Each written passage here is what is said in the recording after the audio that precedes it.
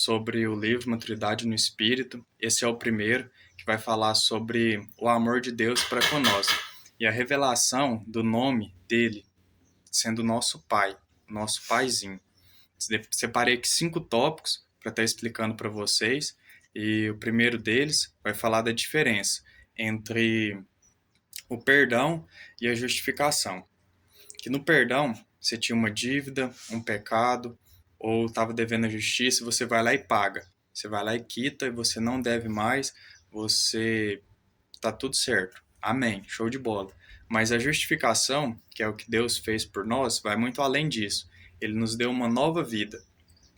E tendo em vista isso, a gente nunca foi devedor, a gente nunca foi pecador e nem nunca teve uma dívida. A gente tem uma nova vida agora, que a gente é totalmente santo, filhos amados de Deus. Então isso é extraordinário. E só Deus pode fazer isso por nós, né, pela humanidade. E o segundo ponto é a revelação do nome Pai, que tem no Velho Testamento tinha várias conotações, como Elohim, Jeová, Jireh e vários outros.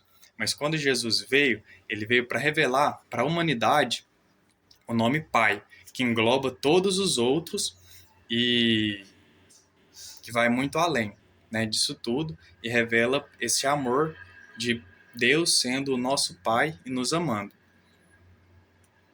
Nesse sentido, então, a revelação Abba tem uma conotação de carinho, de compaixão, significasse como se fosse paizinho ou papaizinho. Terceiro ponto é o coração de Deus na parábola do filho pródigo, que retrata muito bem o amor de Deus para conosco, que tem 3 atitudes do pai para com o filho. Primeiro, o pai se compadeceu do filho em amor. E Deus, ele não está cheio de ira e condenação para nos maltratar, para estralar o chicote nas nossas costas, mas ele está cheio de compaixão e amor. E a gente tem que entender isso. Ele não nos supre, ele não nos supre conforme a nossa necessidade, mas conforme a sua riqueza em glória e bondade. Então, está em outro nível o amor dele, a compaixão dele para conosco.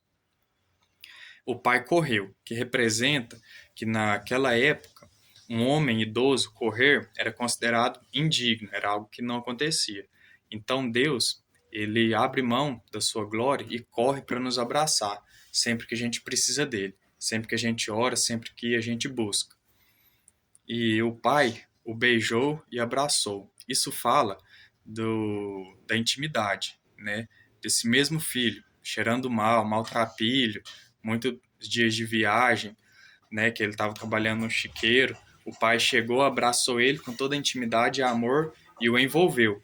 E Deus hoje nos envolve numa redoma santa espiritual, nos blinda e nos protege, nos livra do mal.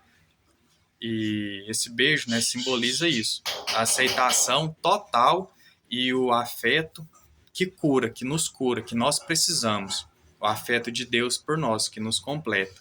Quarto, a importância da paternidade e do contato de um pai com um filho. Necessidade espiritual. Que estatisticamente, socialmente, é comprovado que um filho, uma filha, precisa do pai e da mãe, né? E menciona que a ausência da figura paterna está ligada a altos índices de criminalidade.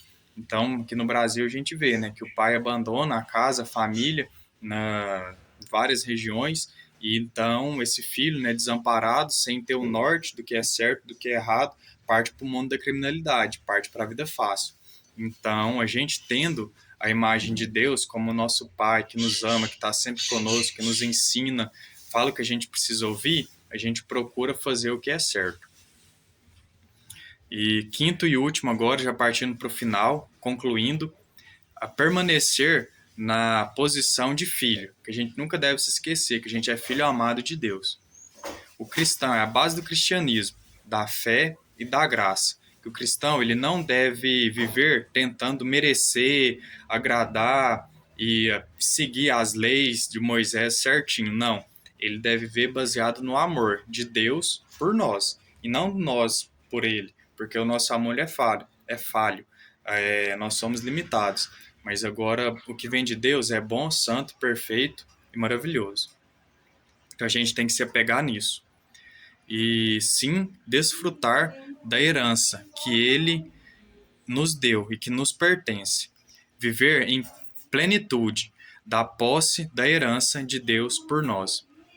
E significa trocar o medo da lei pela confiança na graça e no amor incondicional do Paizinho, que nos ama. Então, resumindo isso tudo e chancelando esse episódio, você não é um servo tentando agradar um patrão distante ou um pai irado que está pronto para te castigar. Não.